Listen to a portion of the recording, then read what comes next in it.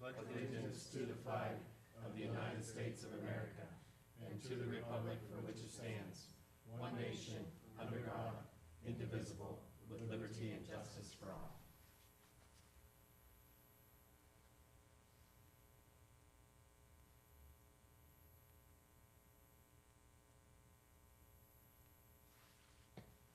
Thank you.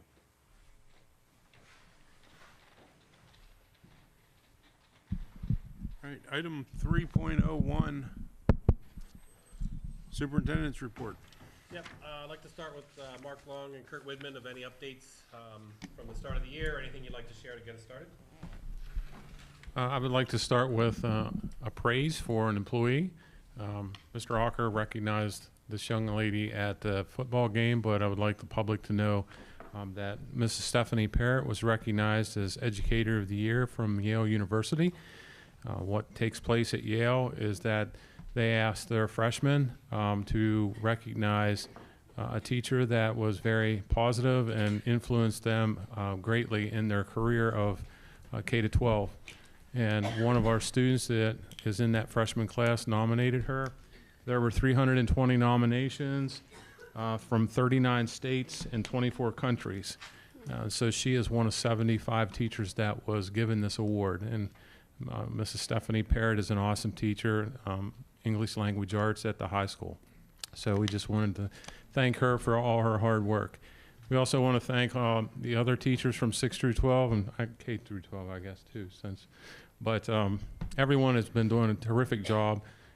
I've heard so many people walking into schools and also in the community say that this seemed like the most positive start we've had in quite a few years. So it's really nice to hear it in the community, though, from community members, that they feel that there's a more relaxed atmosphere and that it seems like the students are more engaged in what they're supposed to do as well. And I thank you, Mr. Bigger, for allowing us to recognize a few folks. Just today, we had a second grade student at Hamilton Heights that was visibly choking. And he actually did the sign that he was choking, and Stacy Klopper, one of our lunch aides, was able to do the Heimlich and worked out well. He's able to breathe again. He was evaluated by our nurses. He actually chose to stay in school after contact call was made home. Even though Stacy was a little shaken up, she took some time to recompose and was adamant about returning to her job. So we want to thank Stacy Klopper for what she did today in helping a student that was in distress. Also, sometimes our folks go really above and beyond. Yesterday evening, we had a student that was a kindergarten student. We have a policy that if there is no one at the bus stop when we get home, that student is returned to the school. Student was returned to Buchanan Elementary.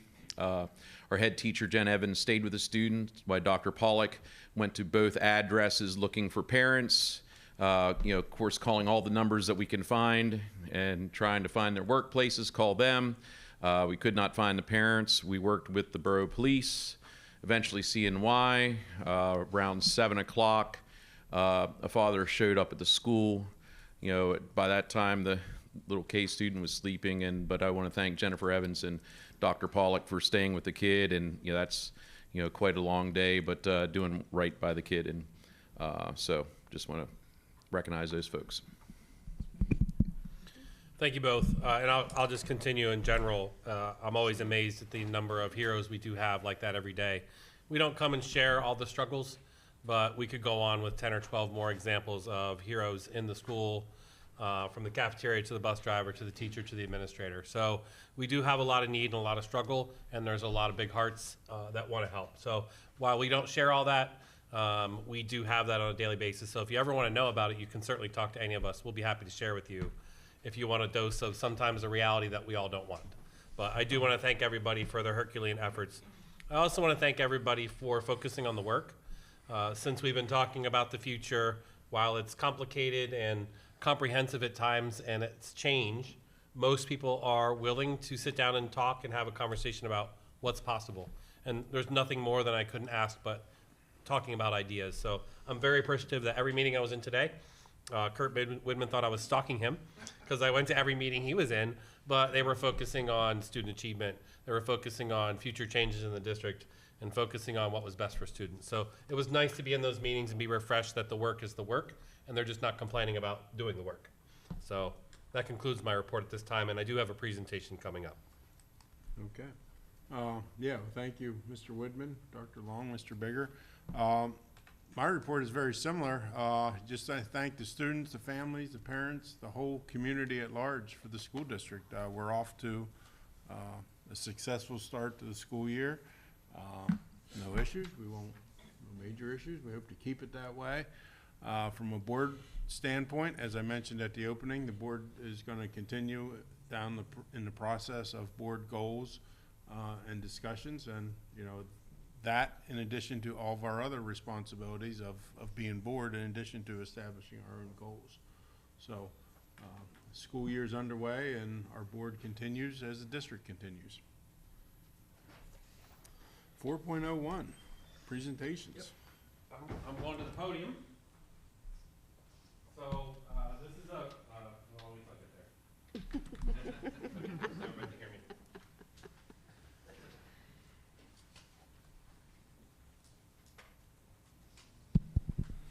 Thank you, everyone. This is a continuation of the presentation from the state of the district to current. We're embarking upon certainly a year of heavy lifting and working as a school district and community around some big topics. And so I wanted to revisit with you in about 10 or 11 slides where we are, why we're where we are in current time and place, decisions that are coming to the board and the public, and then our action steps thereafter. So I want to focus on the end game of schools of distinction by 23, but I want to revisit some of our why. And so, well, let me turn this on.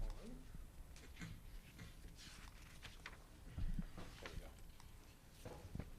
So if you go back to the state of the district, we studied demographics, finances, perceptions about our performance, educational performance.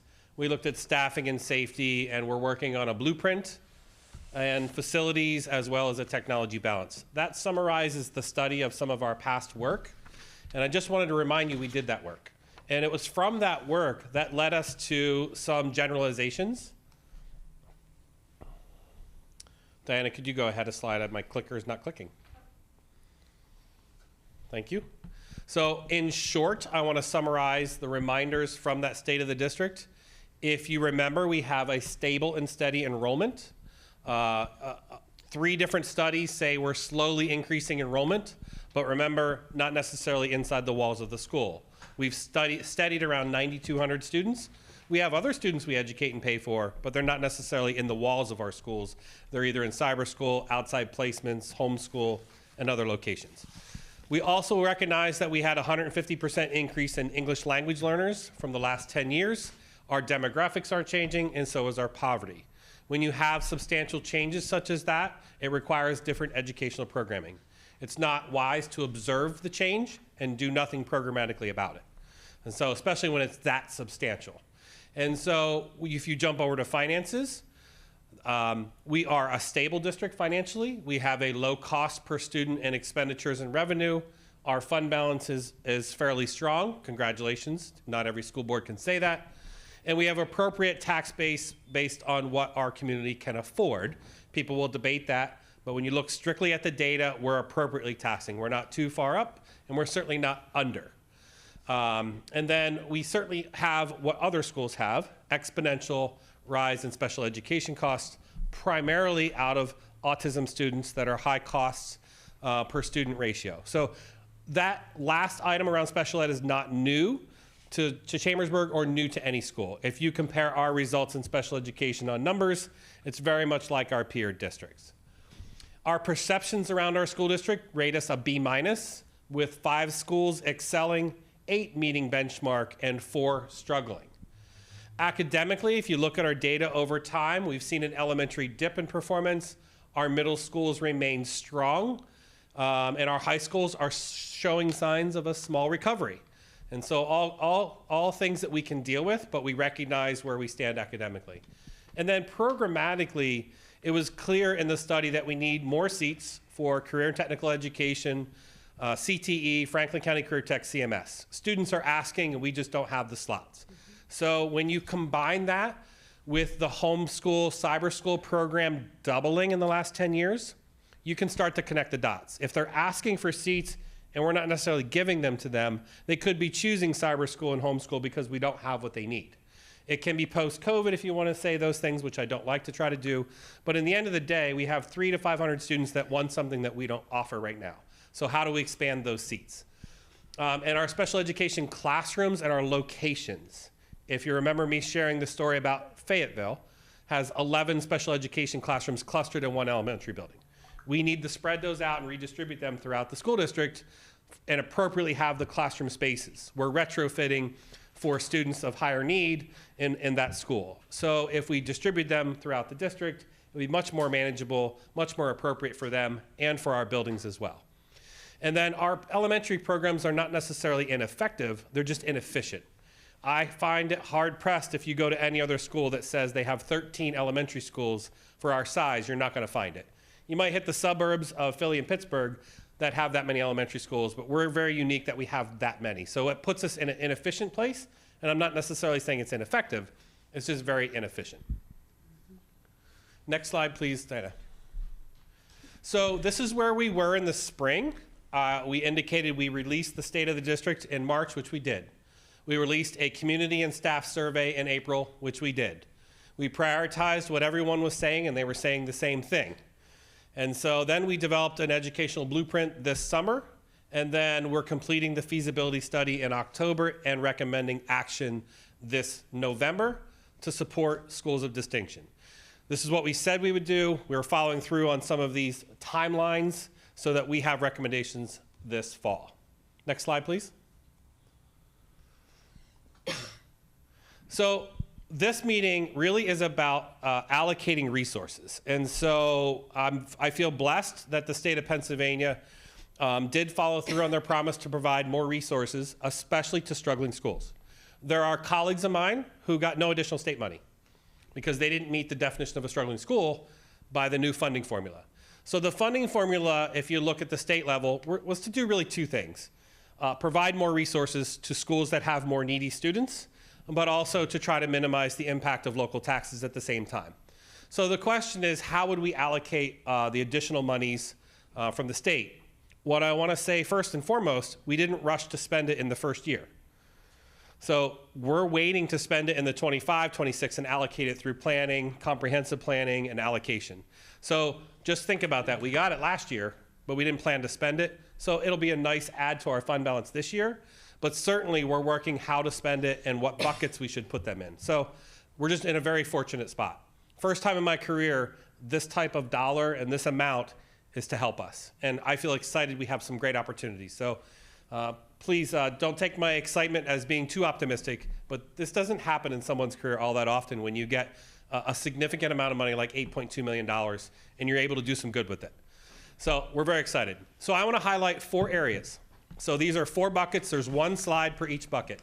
The essential conditions and support will be the first bucket. The second will be the blueprint recommendations. The third is the feasibility study around grade configurations in our buildings. And the last is minimizing local tax impact to the best of our ability. So next slide. So essential conditions and supports.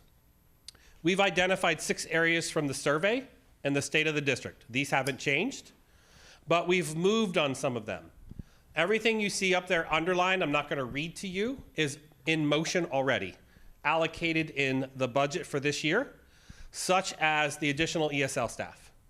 In addition to the Chambersburg Education Engagement Center downtown, the SEEK Engagement Center. So those things have started. We also have a district attendance team organizing our social workers around truancy and making sure students get to work. And so, again, the ones in underline are in motion. The ones not underlined are bucketed for essential conditions. And this is where I want to highlight some of the items coming to you for recommendations from us this fall. We will need more additional staff for ESL. The question is what type, how many, and in what programming. So, example, Haitian Creole seems to be a growing population. We don't have any interpreters. to speak that language. I think we had a student to evaluate. We had to contract with someone in Maine, I think was the latest I heard, just to get someone down here, and that's a high expense. So could we benefit from a Haitian Creole? Certainly. But we're evaluating what we need. In guidance services, we're going to ask for 3 additional elementary guidance counselors to reduce the student to guidance counselor ratio to be in line with middle school and high school. You can see on the behavior supports, we're assertively redesigning the head teacher model. That's been in place for, I don't know, how many years has head teacher been? 50, 60, 70 years. So perhaps even longer. So we have a job description. That's what Kurt was working on today with some people to redesign that model. We're going to bring a recommendation to change that model to you this fall. That'll be a heavy lift and certainly a budgetary impact, but it's an essential behavioral component, but also an educational component. The one on the bottom left, the other categories, we need some form of what old school would call department chairs or program specialists. Experts in the field of teaching and learning in their respected area, whether it's high school, middle school, or elementary. We need a cadre of people to help us. This isn't a big dollar figure, but it's going to be a huge impact. 30 or 40 people who are expertise in their each subject area, a math expert, a reading, a musician, art, people that can understand their area, also let us know what they need and work with administration on making sure we can deliver. A lot of the struggles we've had and I've had coming in were as a result of not having some of these positions and go-to. So we have people making decisions that are not experts in the field, therefore we have some shortcomings and struggles when we do that. And along with those educational supports, you would see additional intervention staff, specifically targeted reading by 3rd grade, would be a targeted area, and most likely math fluency by 5th grade. And then you move to the one in the bottom middle there, the competitive employee contracts. I do want to thank the board and the past human resources for all the contracts last year. We have seen an uptick in applications, whether it's food service, administration, support staff. We're seeing an uptick because we addressed some of the contracts with competitive salaries. It does make a difference. You've heard the food service story. I can tell you an assistant principal story. A year ago, there was 1 applicant for a high school assistant principal. This go around, we had 16 applicants for 2 assistant principal positions. And we're not exceeding the salaries, we're just competitive now. And so that makes a huge difference programmatically and educationally when we have competitive employee contracts. And I say competitive, we don't have to be first, but we can't be last. So if you like Ricky Bobby and you're first, you're last. So we don't have to be first, but we don't have to be last for sure. And then the last item is that positive and safe environment as a key component.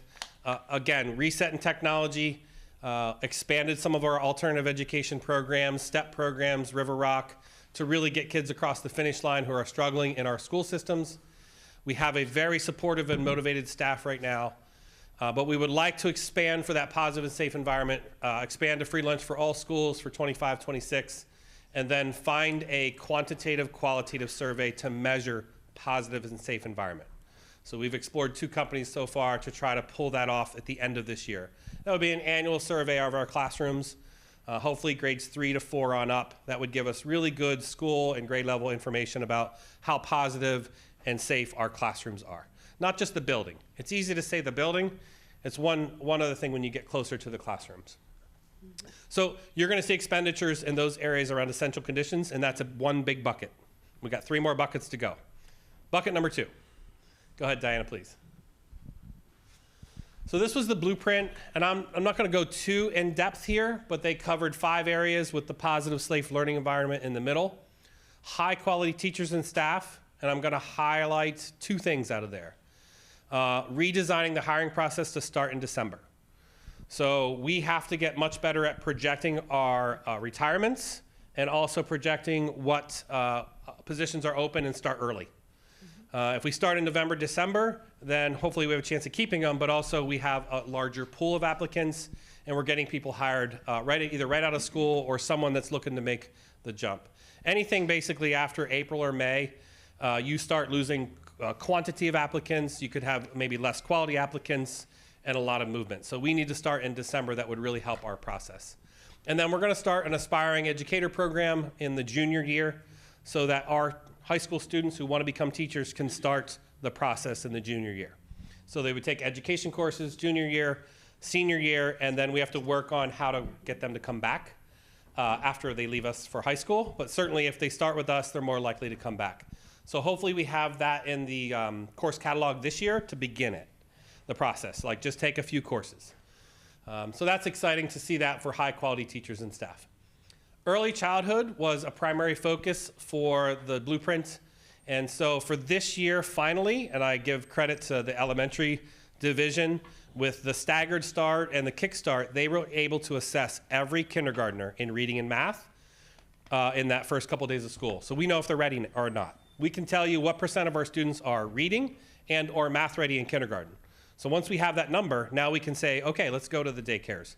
Let's go to the child care centers. Hey, help us out. Here are some things that you can do to ramp up their performance in reading and math. And the same thing with the families. So that's a first data set we have right now. I can't wait to see the numbers. I know they're still collecting them. And then to fast forward that will really help us achieving our reading by 3rd grade. So early childhood is certainly a primary focus. The college and career readiness is repetitive to the last couple slides of needing more seats. For our career and technical education students, we're going to try to encourage that through our updated graduation requirements, and then certainly look at our elective courses, primarily 6 to 12, to see if we can align them a little bit better so they matriculate into a certification and or an internship or apprenticeship. The next to the last one is resources for all. Targeting prevention strategies and intervention strategies for struggling learners in key grades. It's hard to do interventions and prevention for the whole district, but you can select and say, if our goal is reading by 3rd grade, what can we do in 2nd grade, 1st grade, kindergarten, prior to 3rd grade?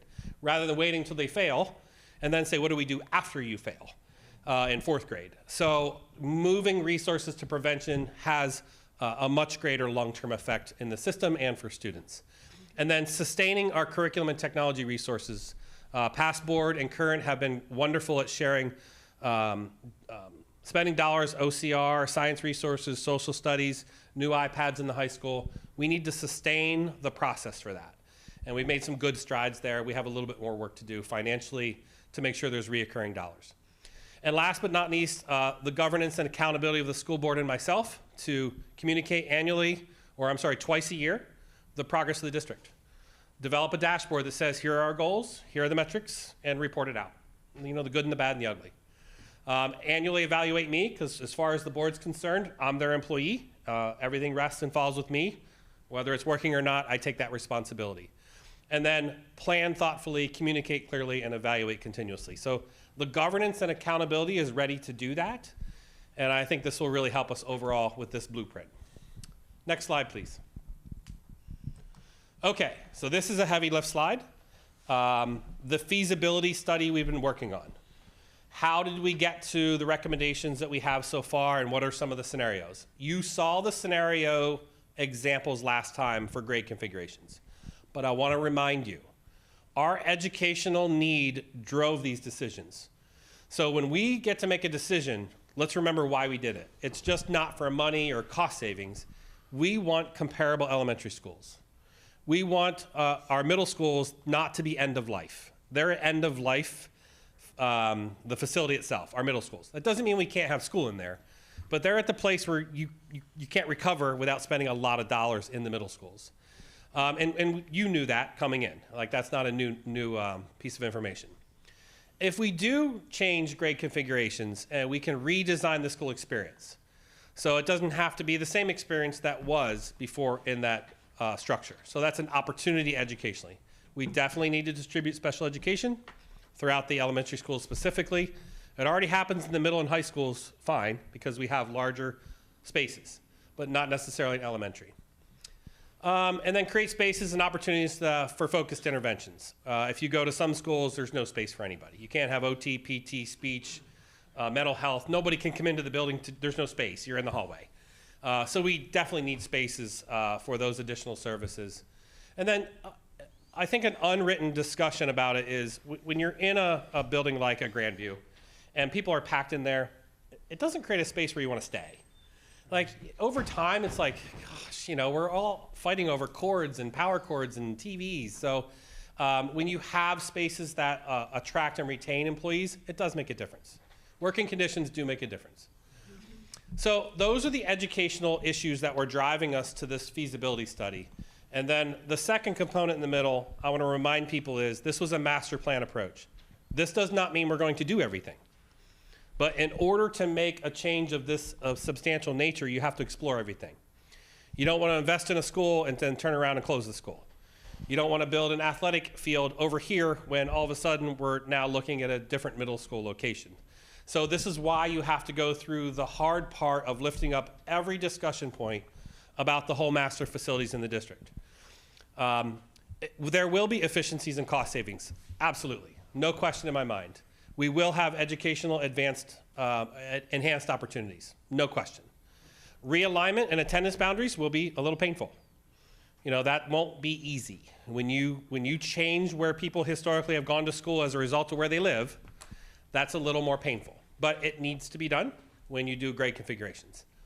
If we do some type of grade configuration, we'll be able to potentially sell, repurpose, reutilize, lease the spaces that we have if we're not using the building. So there's a financial opportunity, but also an opportunity to not have to maintain a building. One item that Tammy and I have talked about, and I think only 3 of us talk about it, is centralizing transportation in the Coke buildings to the Armory location. We have a Coke building downtown with central storage, technology. It's not the best building. If you want to see it, let us know. We'll take you there. You'll understand why it's up there. And the same thing with the transportation. There's nothing wrong with the transportation building, but we have this wonderful central facility here. Why not invest and centralize all the facilities and not need the other ones? You know we're on the precipice of $1 million cooling system just to keep our cold storage down there. Why would we invest $1 million in a facility we might not need if at least we study what we could do differently? And then the last but not least, we certainly have to look at the athletic fields and spaces just to analyze what we need, what's end of life and what is not end of life, and put it as part of the master plan. Again, that doesn't mean we run the master plan in 1 year, borrow a bunch of money and say go. This is a phased over time, long-term plan, and I want to emphasize that it's phased over time. It'll have a nice rush in the beginning, but you have to plan for down the road right now. So what did this mean? We ended with 6 scenarios, and we've already crossed out 4, and we're down to 2, with scenario 1 and 4 being preferred, with 4 in the lead right now until we get the analysis done. But we've crossed off, and those lines with the arrows, the darker it is and the thicker it is, the more people didn't like it. So the thinner the line, the more tolerable it was, and if there's no line, it was okay. But option O, or status quo, it's just not a possibility. Certainly, you can stay with the status quo, but you will move no needles forward educationally, and also your facilities will not they'll be more cost effective. It won't be cost effective. It'll cost you more if you just stay with the status quo. The last item I just want to highlight on this slide around facilities, no matter what we do and what we decide this fall, the earliest anything would open that's new would be fall of 2027. That's the earliest. It takes that long from approval to design to land development to plans and townships before, that's the earliest. And it might be a little aggressive saying fall of 27. But I just want you to understand and manage your expectations that any decisions this fall don't happen and don't open until fall of 27. Okay? I can't say that enough, and that's the earliest. Next slide, please. Okay, so the $8.2 million we received from the state of Pennsylvania that we didn't spend this year is now available for us in planning for the 25-26 budget. I've put draft allocations up here, and I'm going to pause at this slide because at some point I want you to give me some feedback. You don't have to determine where we spend the money exactly. You just have to say what you have some preferences, where you'd like to see more of the money or less of the money. It just makes sure that I'm heading down the right path with the allocations. So if it ends up being 50% on the left side of this table and 50% on the right, because right now it's 60 on the right, 40 on the left, so be it. I can live within those structures. But it's a way for me to get feedback from the board. So let me highlight the left and the right so you understand what you're looking at. So the first one on the far left are the comparable wages. So we have a teacher contract, and we also have a support staff contract coming up this year. If we were to invest X amount of dollars in that contract, that's where we would put that money in those contracts to recruit, retain, people in those positions, especially the hard-to-fill positions. Positions like LPNs, nurses, teaching assistants, personal care assistants certainly are high on the list. Custodial, I believe, is high on the list. So we've targeted where we struggle to get employees. That's where we would allocate those monies. The second budget are the essential conditions. The slide I already presented, slide 1, which highlighted all those improvements such as the head teacher, intervention, content specialist. The one on the right, third from the left, is your facilities. So understand, if we were to do the grade configuration scenario 4, we're going to need approximately $10 million more in annual payments. Okay, that's not a small amount of money. However, you have a really good kickstart to that. You've started putting 1% aside the last 2 years. So as far as that idea that you've started to save, that's a great job. You know, that's a good first step into generating the revenue to support $10 million more in annual payments. Just understand that in 2037, our debt significantly drops off. That's the high school debt. And I think it will be debt-free in 2040 if we did nothing from now until 2040. So just understand some of that line item. That's a big line item for allocation of dollars. And last, I think it's fair to say that if we get $8.2 million in state money, which is tax money, we should try to pass some of that off and stabilize taxes for our local community. And I'm looking at no more than 2% per year moving forward. The next 3 years would be a guide, something to guide us to say, let's not exceed that because we do have this allocation of resources. So I'm going to pause there for feedback specifically on this slide or any questions before I end with 2 more slides.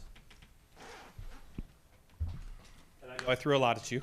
This is time for some of that great discussion, board. Yep. I have some questions, please.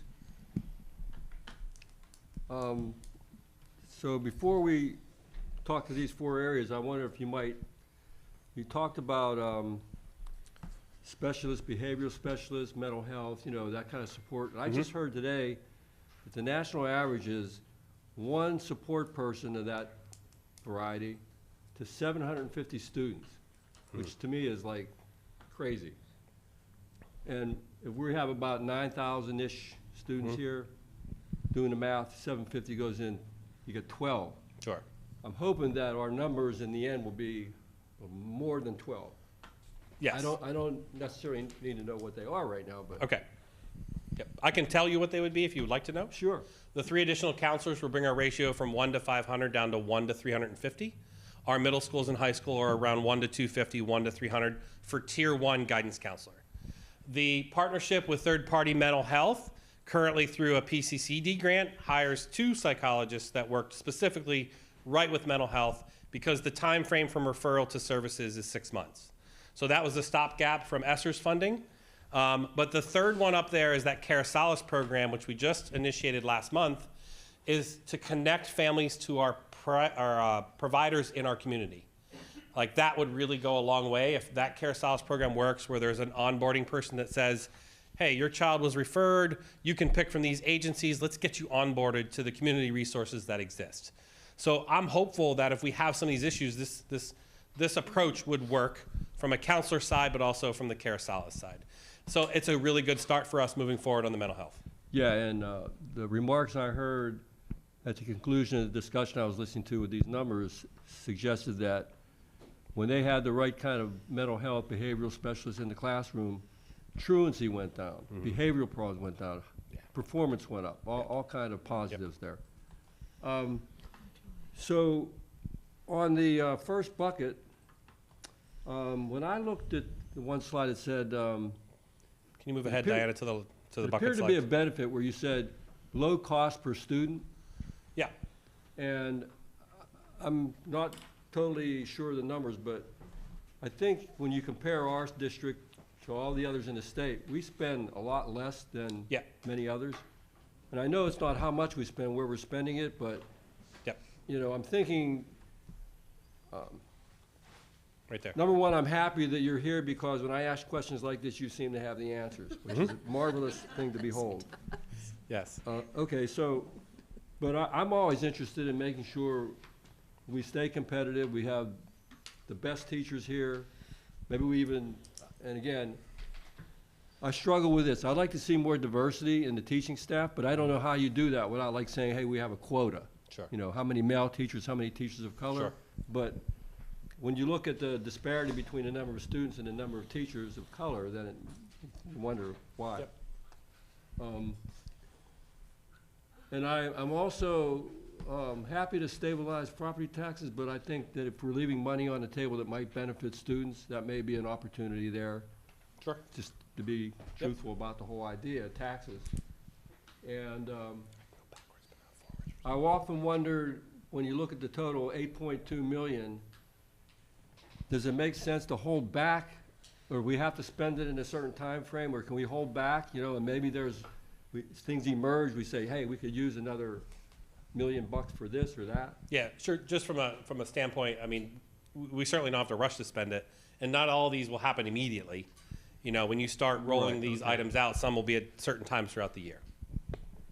Yeah, that's all I have, thank you. Thank you, Mike. Others? Questions, comments, thoughts? Well, I think that you commented about the issue of the crowded work environment. I think that the investment in facilities is going to result in more, so to speak, happiness of the positions. The 15% in the competitive salaries, the good old Hertzberg theory, you know, it only is a certain amount of money that you really Right. need to have if you're happy with what you're doing and the work environment. And certainly the crowded conditions, the problems that you're addressing with facility changes, I think is going to have that balance of improving the working conditions, while certainly competitive salaries are important, but how much can you expect people to increase their productivity, their enthusiasm, et cetera, just because they're making more money when they don't have good work environments? And so I think that when we're looking at that investment in facilities, we're going to see a, so to speak, bang for the buck in happiness of staff. Yep. And we use comparable for the right reasons, not to be, you can't play the, hey, we're first this year, then Greencastle raises their salaries next year. Like, you can't play the leapfrog game and win that game. As long as you know you're being treated fairly and you're comparable to surrounding, I think that's your point. That's your point. So you had two areas of your focus would be the facilities and the comparable wages. Great. Good. Well, mine is looking at enhancement and it, oh, sorry. Is it off? The enhancement in the existing and redesigned programs with the number of students that have registered in our school district and are continuing to register, and a lot of significant need. And I know when we look at the results from testing and so forth as the PSSA, I'm just hoping that we have enough in that bucket. Okay. That worries me, but Yep. it might be okay. And I'll give you an example. The head teacher model is going to cost us probably $1 million to 1.3 million of that to change the head teacher model. Because you can't have teachers teaching and be head teacher. You got to pull someone out to be the dean of students full-time and replace them. So that's an example of an item that would come to you this fall as a recommendation with the dollars connected to that. So the more or less you put in there, the further we can go with those enhancements in existing or redesigned programs. Well, as I have been analyzing since I've been on the board about the number of intervention specialists and the need there to get these kids, I mean, they need teachers. I mean, we need teachers that can assist that classroom teacher to give that intervention to get the kids there, because it won't happen without them. It's hard. Just, I can give you firsthand experience relative to the intervention. Here, I think we have 17 reading specialists, Kurt, am I right? 17 for K to 5, which would be 4,000 kids. In Littlestown, I had 5 for 900. So just do the math and how many we would need to even be comparable to just little old Littlestown. So, and I can that's- tell you it makes a difference. Yeah, and that's been my experience in education, Yeah. that those people are Yeah. desperately needed because these students are coming in at all levels in their education, and some kids are coming, when I say a bucket empty on beginning reading and math, and without that extra intervention, they just don't get there, and they keep moving along, and it just doesn't work well. So. Yep. And I know we look at the size of the district and we think, how could we ever get that many intervention specialists in here? But we need them. And so those numbers, I can't calculate Yeah, that fast, yeah, but we got some work to do. we need. So I'm worried about that area. Do we have enough in there? I think that the two first line items, if you want to call them that, are so closely tied together. Yeah. You just said that, you know, we need this, we need this, but we also need the dollars to attract them. So it's a really tough road to hoe. So if we were breaking this down, I moved more money into competitive salaries and took a little bit out of stabilizing property taxes, Okay. because it seems that we're going down the right road there. But we have to be competitive, but you mentioned this earlier, we need to attract quality staff. Yeah. I don't want to use the word desperate, Sure. but we're verging on being Yep. desperate to meet the needs. I'm really excited about the Aspiring Educator Program because I think that is going to potentially help with some of the issues of the teacher that looks like me, whether it be promoting male teachers, whether it be promoting teachers of color, the putting some interest into a young person in their development increases the likelihood that they're going to come Yeah. back to the teachers who Yep. formulated their life and so on. I've been saying for 3 years that we needed to get back to Yeah. the Future Teachers of America Sure. clubs that we used to have, the Future Nurses of America clubs that we used to have, and so on. And so I think this is a very, very helpful thing Yeah. that you're developing this. Thank you. Good feedback. As I said, my biggest struggle from day one when I said to you is we won't be able to do it all. Like, that's always the challenge. You want to do it all.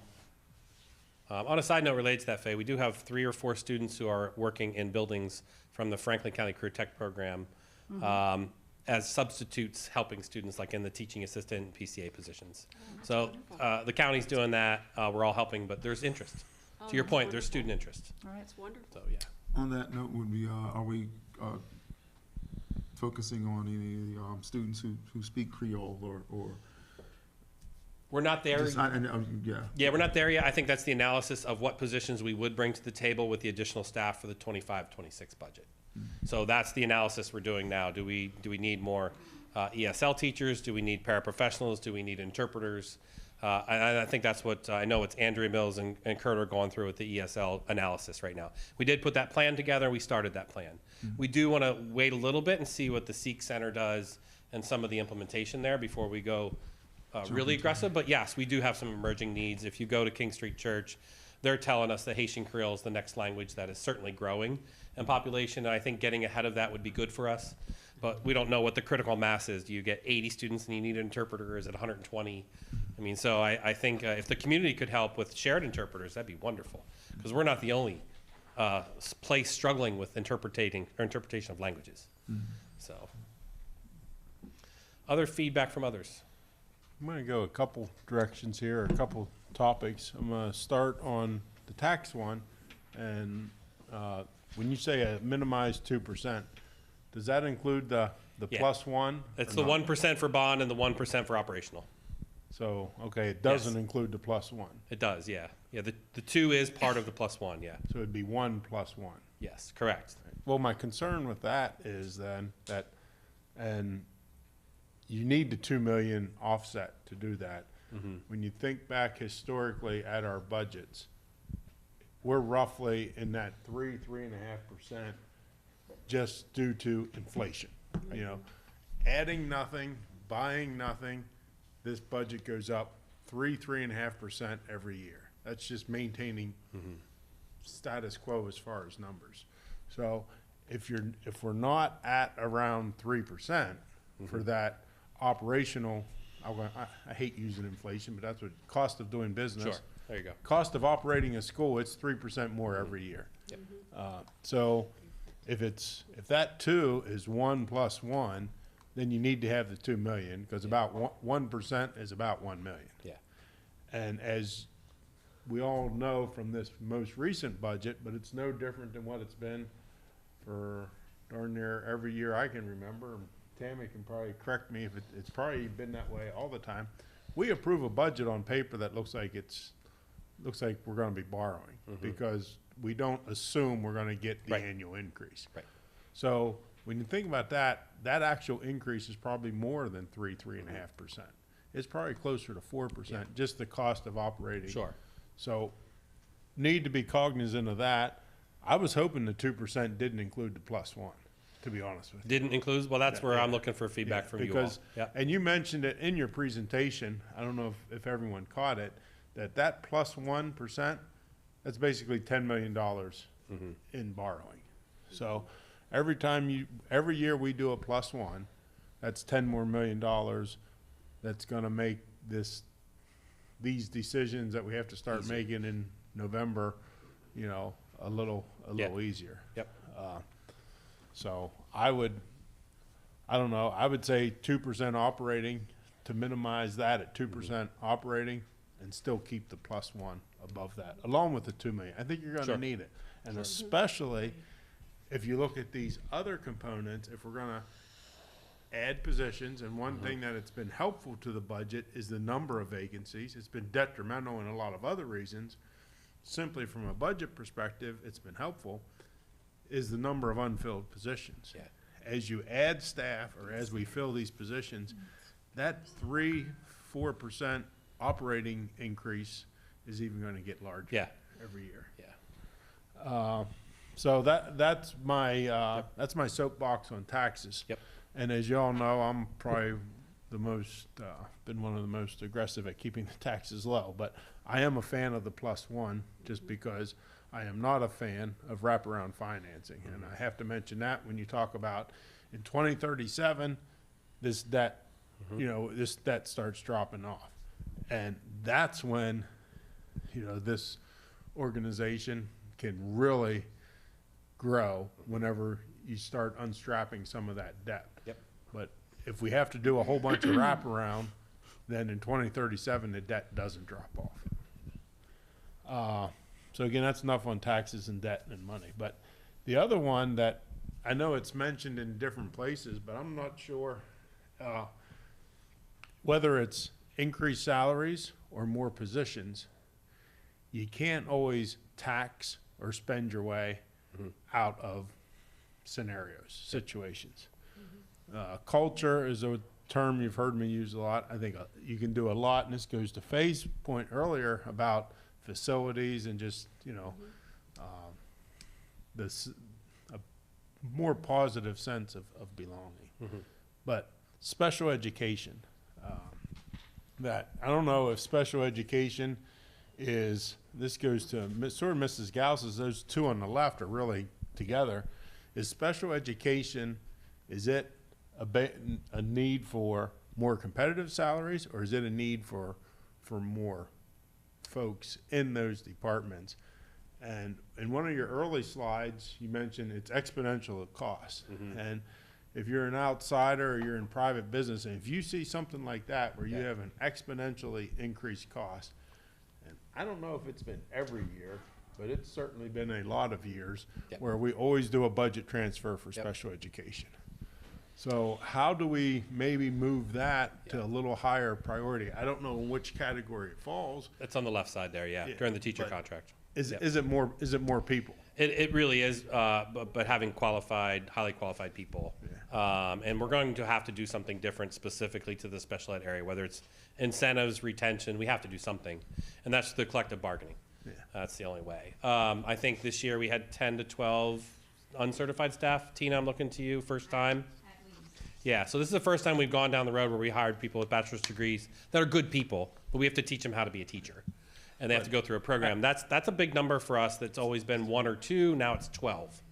So I think it's one, retention and incentive bonuses and addition to more people. One of the struggles people fail to see in the special ed world is that, you know, and I'm not picking on the autism student, but when the ratio of 1 to 100 at birth is now down to 1 to 36, that's running through the births. And when they show up in kindergarten, then we have to build the middle school program, then you got to build the high school program. So every couple of years, you're adding another classroom of 1 to 8 with a paraprofessional and a behavior specialist. That's the expensive $250,000 program that we can't necessarily do anything about as far as preventing it. We can prevent the reading, students that are able to read it by 3rd grade, so there's less special ed in general for learning support. That we have some control over. So I think that I wanted to clarify what the exponential really was focused on.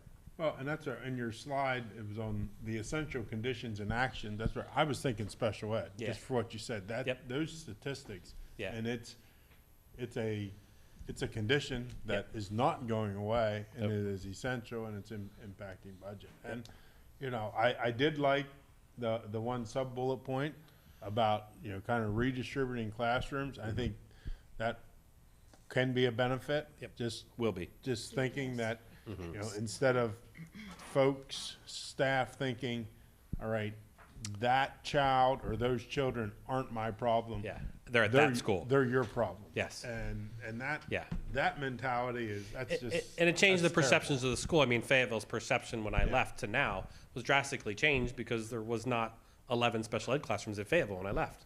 It was the traditional elementary school. Yeah. So you don't want those perceptions, and that's what a change in our facility structure will do for us. And I think people, being in a small school, coming back to a big school, you know, the staff we talked about that were heroes today will love up all those students. But when you have 11 classrooms in one building, you can't love them all. There's too many to love. But if they're spread out throughout the district, that connection that adult will make with a student is just precious. And we just don't have enough of those precious moments because they're all in one spot. So I guess my summary is, I don't know which category, it's somewhere on the left more Yeah. so than the others, but it is Yeah. part of facilities. Yeah. That I'd really like to see us as an organization and as a board, you know, maybe start taking a closer and more in-depth dive into special ed. I mentioned it to Chris, you and I Yep. talked about it on the phone Agreed. today. And it's a great thing that we've done Yep. with food service and custodians. We talked about it in our last meeting, HR. It's great that we did that, but Let's we keep still have special ed vacancies. Yeah. And, you know, we're all, did we not think broad enough? Did we get too focused on certain sets? Yeah. And we missed a pretty fundamental set. Yeah. So if without comments, I was just gonna say, I'd like to see more into okay. educational programming. I think especially the ESL staff, I think we made a good investment this year, $500,000 extra towards that department. But as I remember the presentation from that department, when they came back from visiting other school districts Yeah. and looking at the numbers, we are woefully Yeah. below For sure. where we should be. And so we've made a really great step in the Yeah. right direction, but I'd like to see us continue to be more aggressive on that front. Last year, we had substantial growth in that population. I do care about bucket number 1. Those are the people on the front lines. And I think that 1 and 2 are super connected. I think Yeah. beyond that, if I say anything else, I mean, we need to invest in everybody knows that, like that. And that's why it's the biggest percentage Yeah. at least first For now. draft. So, yeah, two and 1, I think, though, are Okay. It's Can I great, ju- great Can I feedback. just add one Yeah. thing? I agree with Ed that if we need to go the 2 and 1, that has worked well for us. Okay. And then that gives us that extra to put into that 1 and 2, Fine. especially the 2. Yeah, I don't disagree with the 2 and 1 for property taxes if needed. However, if you go back to slide number 3, the stable and steady enrollment says that there's an increase in poverty. If there's an increase in poverty in our children, that's because their parents are in poverty. And there has to be an awareness of the fact that maybe I can afford a higher tax, but my neighbor may not. And so some balance there. Certainly the homestead exclusion, we are in such a positive area compared to many school districts that get minimal homestead exclusions and so on. But I think we have to be aware of the demographics of our community and not just our personal Yeah.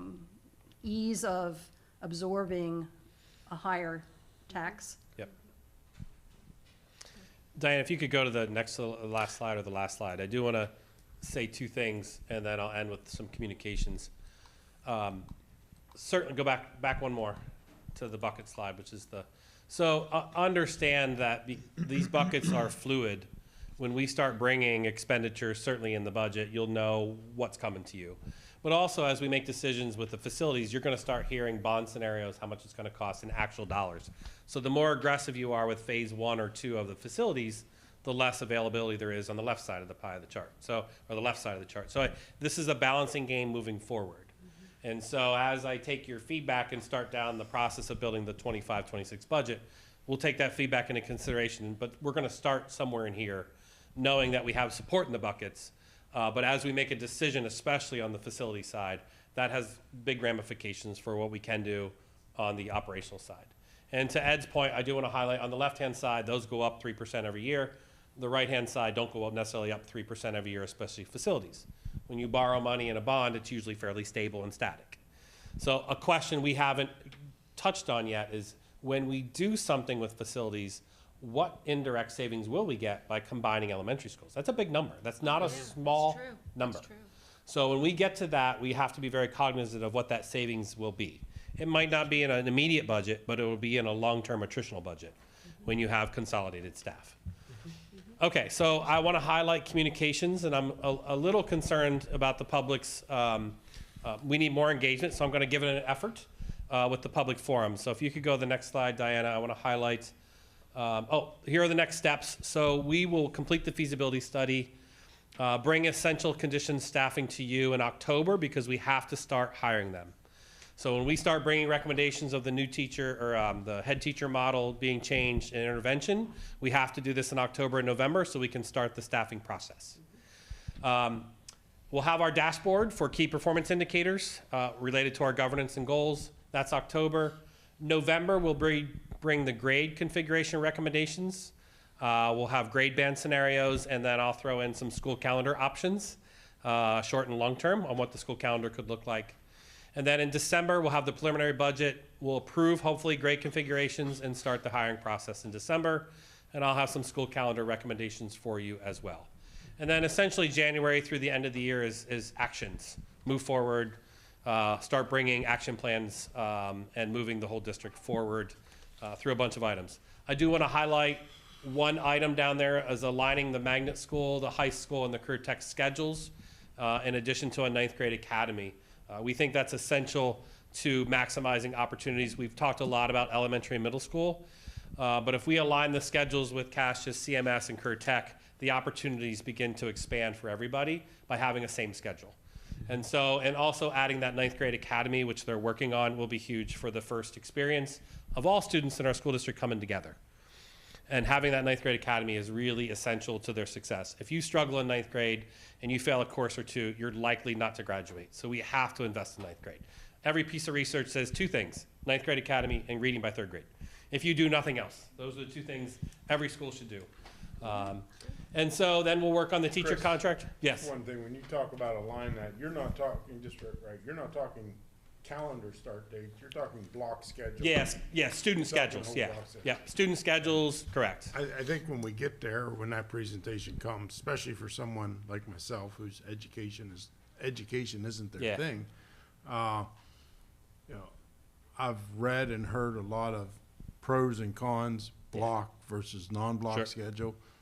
I'd love to really have a deep Okay. dive into that presentation Yeah. because quite honestly, I don't know. Yeah. And depending on which document you read, you get a different Yeah. story. The short version of that is I'm indifferent to either schedule. It's what the teacher does with the students that determines it. The second component is if we want more students to go to CMS because we have interest, if we align the schedules, we automatically can get more students over at CMS. If students can go from the high school to Franklin County Career Tech. Right now, we mandate the students to go to CMS, to go to Career Tech. If you just opened that window and they had similar schedules, you are automatically going to add more students to CMS who want to go there. So we're exploring those options as a possibility because that will give you more seats. So I think it's more on a seat-driven discussion than a what's best instructional practice discussion. But we'll certainly be ready to go for that presentation. And the last area, next slide, Diana. So that's our work for the rest of this year. I do have 4 public forums scheduled that I hope to get people to attend. We selected CAM South because it's a building that was up for renovations that were certainly an end of life. So I picked CAM South for people to come, maybe tour the building if they want to. That's at 7 o'clock. Then I picked Fayetteville because we've talked about that from a special education standpoint. And then CAM's North Auditorium because that's on the renovation potential list on November 11th. And then December 9th right here in the boardroom. So I hope to really do this presentation in a little more truncated for the public, and I'll emphasize and focus on the facilities more than anything else, because I think it's germane to what schools would remain open, what schools maybe we would shutter or repurpose. And I think that's what the public will want to hear most. And then we will certainly have our staff presentations that start tomorrow. I'm at CAMS North. I think Cassius on Thursday, and the whole rest of the month I'm out doing staff presentations. This presentation 20 more times. So by the end of October, I'm going to come in here and sit right here and say I'm done. But I hope people attend, and I hope people want to come out and listen so that we can engage them in these conversations. The worst scenario is we make a decision, no one came to any forums, and now they're mad. So I know that probably will happen, but I hope it's less because of our efforts.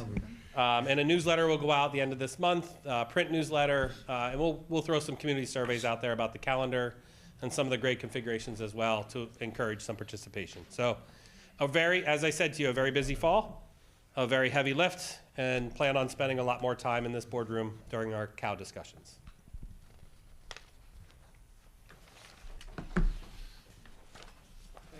Thank you. 20 more times, you'll have that memorized. Yes.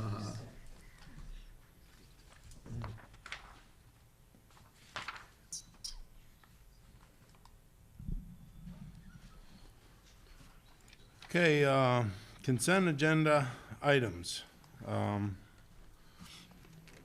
Maybe do these as a block again, even though this is COW. So if we want to discuss all 12 of them individually, that's great. That's what we're here for tonight, and not in 2 weeks to do. But anyway, I think what we've been doing has been working well with those 12 items in the consent agenda. Ask Chris and his staff if there's any of those items they want to speak about specifically, and then if any board members have any items to talk on. Or do you want to go through all 12? Okay. No. Chris, your team gets to go first. And if you want to talk about all 12, you're allowed to also. I think 5.02, Kurt, would be the only one because it was part of last year, but also new.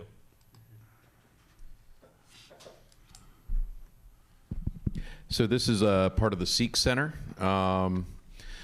for their job descriptions for ESL secretarial position and ESL services assistant. They will be doing the screenings of our students to see what level they are for when they enter into the school, and this will be done at the SEEK Center downtown. And this was part of the budget that Mr. Raber, as part of the $500,000 that we budgeted for this school year. So it's not an addition, it was included in this year's budget. I think that's it for us. Board members.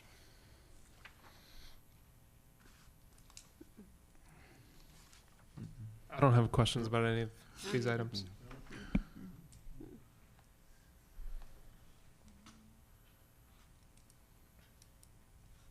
All right. All 12 items will go to the consent agenda. You scared them saying the cow meetings are gonna start getting longer, Chris. There's a debate people want to get to tonight, I think. Okay. 8.01, review first reading of policy 304, employment of district staff. This is just a reference to the hiring extension post-summer and updating the language in the policy to reflect what we discussed last time. Okay. Any questions? So that'll be a vote, first reading at the end of this month, and then we'll do the second vote, and then boom. Okay. Second reading for new policy 815.3 AI. Yeah, unless there's new information there or request for information, that's a continuation. We've discussed that twice, I believe, at this point. 8.03, second reading of policy 237, electronic communication devices. I have not heard anything, and what I have heard has been positive in that regard. I just open it up to board members, anyone else, if anyone is hearing feedback, good, bad, or indifferent from this step. I heard some stuff in the barbershop that there's quite a few parents who were excited about limiting and cutting back and keeping, so it's a good thing. Good. Is there any report from the district as to how it's going, positive, negative? Good question. Yeah, go ahead. At the secondary, the kids are following suit. They're doing what they need to do right now. So they are following the policy. The students at the high schools are putting them in a designated area when they walk into the classroom. And they're using Smart Pass through their iPads at the high school levels to sign out to go to the restroom or sign out to go to, but they don't take their iPad with them when they go to the restroom, so they don't take their phone as well. So it's working. Good. I think the only struggle we've experienced is this instructional change that teachers have to do with more paper and less technology. Like, we're finding that balance again. So there are certainly some roadblocks there. Yes. Yeah, I had heard positive things from parents and staff. I live very near the high school, and I anticipate a loud wail of students and, uprising. But I didn't hear a word, so must be all right. I will have to say with the high school, they started this last year with the pockets. CMS started it a year or two before the high school, that when you walk in the classroom, you need to put them in the pockets. They had door pockets. Some of the doors won't hold them because they're different, so they have boxes, they have different things. And I know in study halls, they're sliding them in. If they're in a large area with large tables, they're just sliding them in the middle, turning them upside down so they can do their work and things like that. So.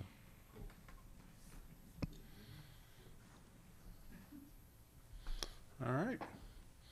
Vote on second reading for both of those. Item 10, privilege of the floor.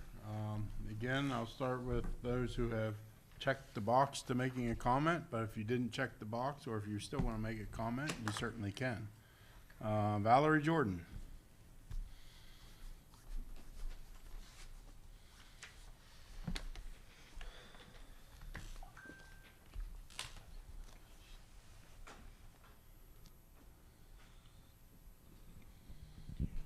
Well, after the presentation, I want to just say, Chris Bigger, you're a great project manager. I listened. I want to start out tonight because I think this presentation should include this. But first I'm going to say, and you already got my email, and I hope you all read it, about solar panels. But I want to say this first, and a lot of people agreed with me on Facebook. A person knows his or her full worth by the good works they do in their lives. And people have already liked what I've said, and I put it all over Facebook. So, for the audience that's here tonight and didn't get my email, okay, because I sent it out to a ton of people, here goes. I put in a right to know request on August 23rd, 2024, asking for the district's electricity suppliers and what each is costing the school district in the way of electricity usage for this year, 2023-2024. I received the information in a timely manner, too. Thank you. The Borough of Chambersburg, $751,347.40. West Penn, $79,133.08. Direct Energy, $220,143.03. Pennatic, $22,664.32. Guilford Township Supervisors, $461.55. So the total, and I'll round it off, $1.1 million, or 9.2% of the operation and maintenance of plant services account for this year.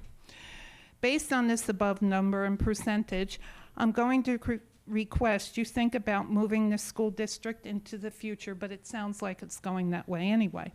How? Consider solar panels for any building deemed would make the most sense to have them on. I can't be the judge associated with that cost-benefit analysis, nor do I want to be. That's your job to figure out. There is $43.3 million in various district funds. There is the additional, and we all know this, $8.25 million allocated to the school district for 2024-2025 from the state of Pennsylvania. Thank you. There is $20 million being offered by the Shapiro administration if a school district looks into solar energy. There's also me asking you to look into solar energy to help reduce my school taxes.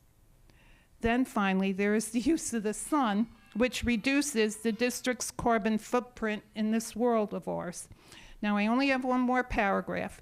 If you decide solar energy would benefit the school district, I want you to know that solar panels are recyclable too. My husband and I didn't purchase our solar system just for the fun of it. We looked at savings and the ever-growing rate increases given to us by West Penn Power.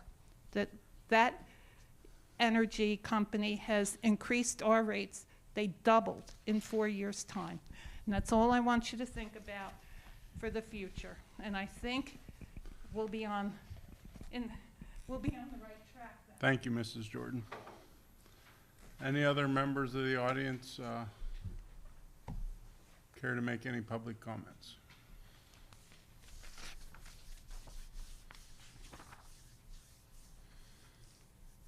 Okay.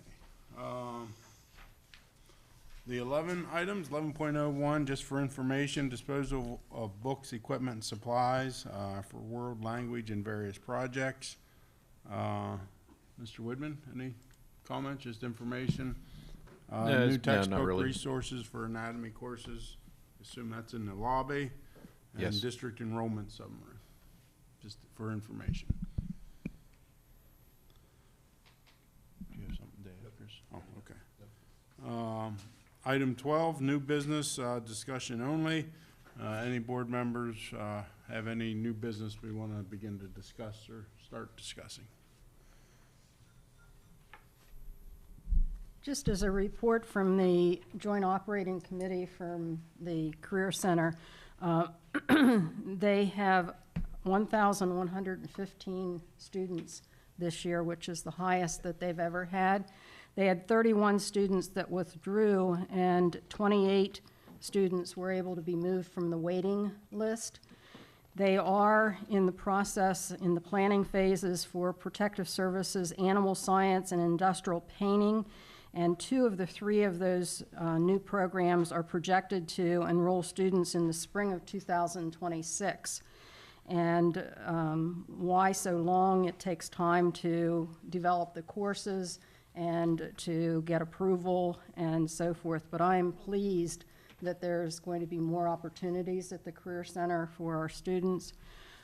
Also, They are taking advantage of various grants and business donations to assist in the improvement of the career opportunities. And there are going to be 2 open houses that I'd encourage parents to go with their children to. Middle school students, there's going to be an open house on October the 19th. And then for 9th grade students, October the 21st, there's an open house. And there are many people in the community that do not know the state-of-the-art equipment that they have at the Career Center and the opportunities that there are for students to be prepared for a good-paying job at graduation. And I think that people out there in the community need to be more aware of that. From a board standpoint, we need to be aware of the fact that the original roof on the main building at the Career Center is nearing a point that it has to be replaced. And if you are aware, it is the original building roof. It's 55 years old. I'm not sure how many of you have a roof that has never been replaced for 55 years, but it is the original roof on the main building. It's been patched, it's been worked on, but the original roof is there. It's going to be a significant cost. They are awaiting a state infrastructure grant that they've applied for. I'm not sure if they are going to get that grant or not. Without that grant, it's going to impact us significantly because we are the largest sending district to the Career Center. So just to be aware, there's going to be some cost, if not huge costs, for that roof replacement that is going to need to happen. But 55 years, that building has been there since 1969, and it has the original roof on. Can we get the original roofers to come back? That's great information, Mrs. Goglen. I don't know, maybe we can stick that in the Friday folder. We did the roof over there 2 years ago. It was just It the was annex. the annex, but Yeah. anyway, this one is 5 times the magnitude. That was 1.2 million, this one is north of 5 million. So, that's a lot of money. And what's our share? 43%? I think it's 43, yeah. That's what I was about to ask. I think related to that cost, we were at a meeting today, not to belabor it, but we were looking at a school design very similar to our scenario 4 of a large intermediate school that was in Dallastown.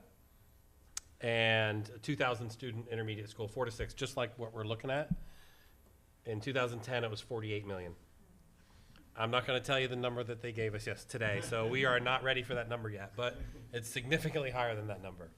So, but the escalation of costs in construction are just unbelievable. And that was only 15 years ago. So I will say this, my experience has been delaying cost only cost you more. Delaying facilities only cost you more. That's all the incentive to do it soon. Yep. Plus one is 10 million. A year. On the New business, yes, sir. I would like to see the, maybe the discussion of the, video being brought back. The meetings being recorded for those people who are at home or who can't make it to the, Okay. yeah. I mean, we can continue to discuss it. No, I mean, Right. add it to the, Yeah, yeah, that's fine. We'll continue to discuss it. But, yeah, I don't know if it's gonna be the same discussion just 3 months later, but we can discuss it for sure.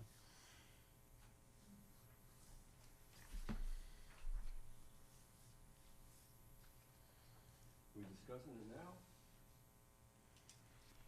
No, I think we're discussing, again, I'll go, my thought on this, and we've been doing it this way on these couple matters, it's like a 3-step process. We discuss whether we want to discuss it. Sounds like a presidential debate. We discuss whether we're going to discuss it, which is right now, and then the next meeting, we discuss it and decide whether we're going to put it on an agenda, and the third time would be an actual voting action item.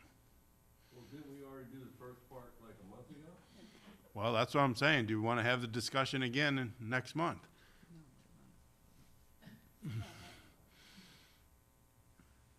Well, has anyone changed their mind? Because last time it was only Lance and I. So if other people have changed their mind, or if other people feel, and I'm just saying, because Lance and I were the only two that said about doing it. So if no one else has changed their mind, or no one else has a different opinion, then it seems pointless. I'm all for it, but as I said, that's not a hill I'm gonna die on. I do think it would be beneficial. You guys know where I stand on that. I still stand there. But unless other people have come alongside Lance and I really don't, you know what I mean? I'm not trying to I'm agree with you, Lance. I would love to, but there's no sense in you and I being the only two saying it, because then we're gonna get voted down and, just. You misunderstood my position, because if people out there want video, let them have video. So you're into discuss. I'm in to discuss, sure, and I'm in to vote like the public wants it. Yeah. Give them what they want. The technology's already here. It's just a matter of turning on the switch and have someone like monitor stuff when it's happening, and then do something. I mean, if it's gonna be excessive labor and lots more cost, then that's part of the discussion, I guess. So you wanna discuss it, Lance wants to discuss it, I wanna discuss it, so that's three. Does anyone else want to discuss it? Stephanie would like to discuss it. Anyone else? That's four. I feel like I'm an auctioneer. I feel like I'm an auctioneer. You're gonna moderate the debate in 30 minutes? And how are we, I'm just asking, because it's senseless if it was just gonna be two people, Right. you know what I mean? how are we Since gonna it's back on the measure if people in the public want it or not? I'm just basing it on the fact that I've had at least 15 people tell me they'd like to see them televised. I'm bringing it up off of So, the conversations I had. that's why I was in agreement with Lance, because I've had people say that to me.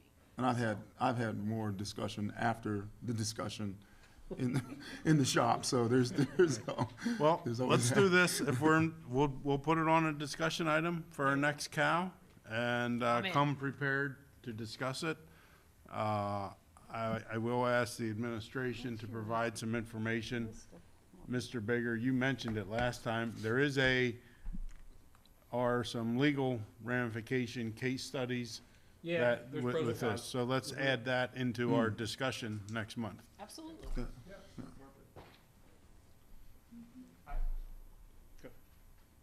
I like there's been some people speaking up in favor of being able to see the screen, and I just wonder, is there technology to easily toggle back and forth between those two, and what does that mean for whoever's running that, and do we have that already, or, so if we could come with that information, that'd be great too.